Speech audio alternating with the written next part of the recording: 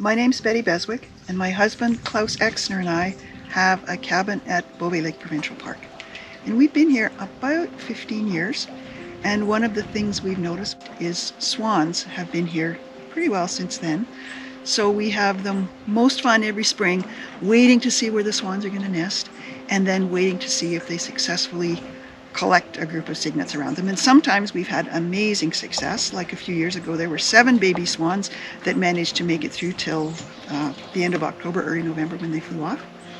Klaus is much better at journal keeping than I am, so he comes home every day and notes down what his swans observations are so that we can go back and actually see how it's been over the years.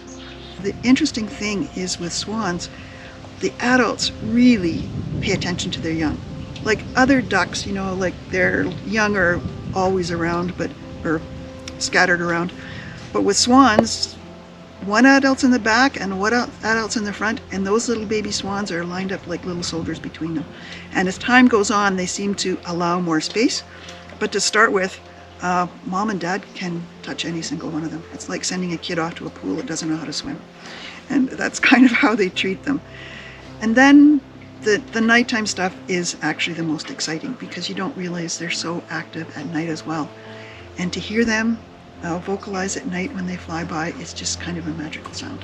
Some of our favorite times of the year, of course, are that day when you come home and say, guess what? I saw baby swans. That's always so exciting. And then other times of the year when it's really neat is to see those swans, once they reach mature adult size, try to decide they're going to fly, because they're big and they're huge and they're so clumsy and they make so much noise and they make such an effort, but they just can't seem to get off the water. And that's kind of fun to say, these guys actually have made it almost to adulthood, and if they could just have another few days, they could actually make it into the sky. Swan productivity really varies from one year to the next, and we never know. So we always watch carefully in the early of the year, waiting to see how many little baby swans arrive. And almost every year we come home so despondent, saying, oh, we saw those swans out there and they don't have any cygnets, and I think it's a total nest failure this year. And then, surprise, surprise, a week later we go down and there's little balls of fluff around. So we're so excited when that happens. And most of the time, once those little balls of fluff arrive, they seem to have really good survival. Like, I can't remember actually any years or many years when they have lost some. And even when they have a big brood, the biggest brood that we saw was 7. We're really surprised. All 7 made it to the flight time at the end of October. So it's pretty cool.